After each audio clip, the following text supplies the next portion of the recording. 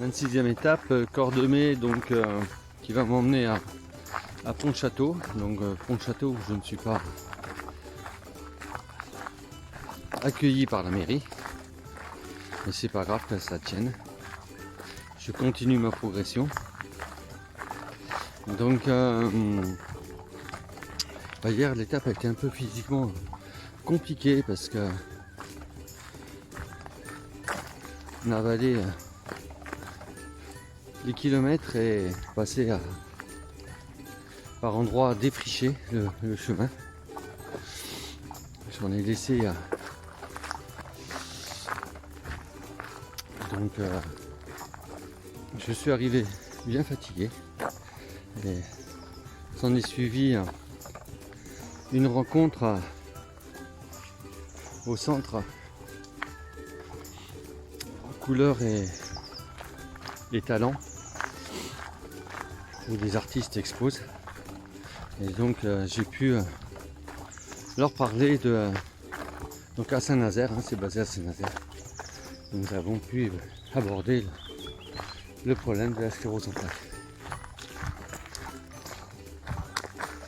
Donc là je suis parti pour une étape de 26 km relativement pleine.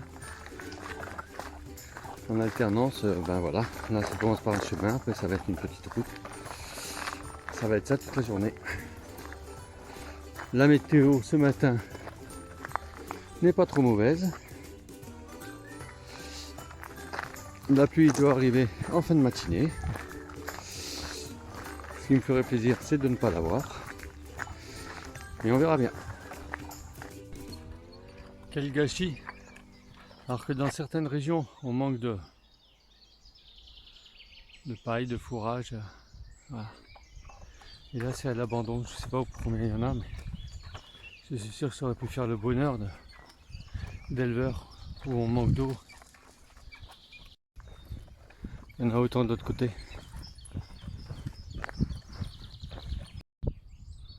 Bon, l'image n'est pas bonne. Je suis au maximum que je peux faire. Là-bas au fond, c'est le pont de Saint-Nazaire. Voilà. Après une journée de marche, voilà, j'arrive à Pont-Château. Donc Pont-Château, où Madame Marie-Thérèse Dardet, donc qui est notre doyenne, la doyenne des Français, réside ici à la résidence La Châtaigneraie. Donc un respect à cette dame.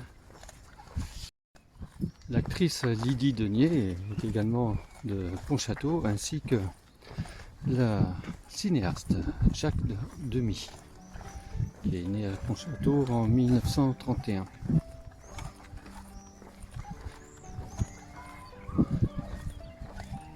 Donc j'ai eu de la chance. Je suis arrivé avant la pluie. C'est le premier jour depuis une semaine que je ne mets pas de tenue de pluie. Et ça fait du bien.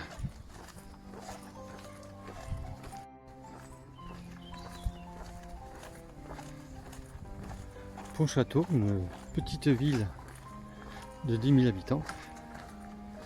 Avec un petit parc joliment aménagé.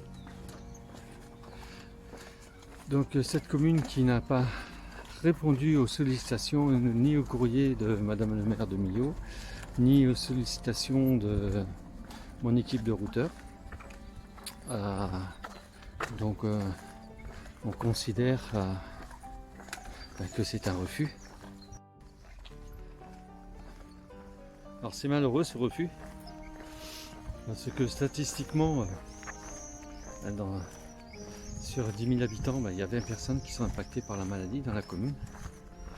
Et donc 20 personnes, ça fait à peu près, on peut compter une centaine de personnes qui sont indirectement touchées, les accompagnants, les aidants.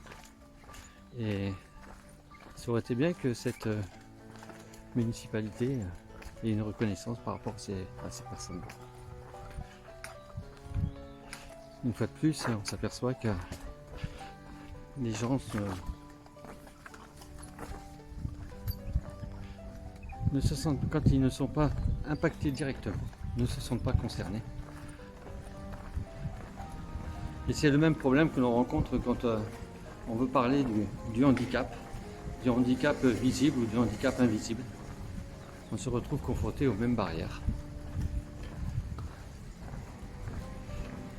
Alors soit par des refus, soit par une politique, je dirais, une politique de l'autruche. Mais c'est pas grave, je reste sur une note positive. Ça a été une belle étape. N'oubliez pas que le 30 mai, c'est la journée mondiale de lutte contre la CEP. Et alors, je vous invite pas à tous manifester, mais pourquoi pas. Ce serait pas mal, mais pas avec des casseroles. Faire une grande manifestation humaine, humaniste.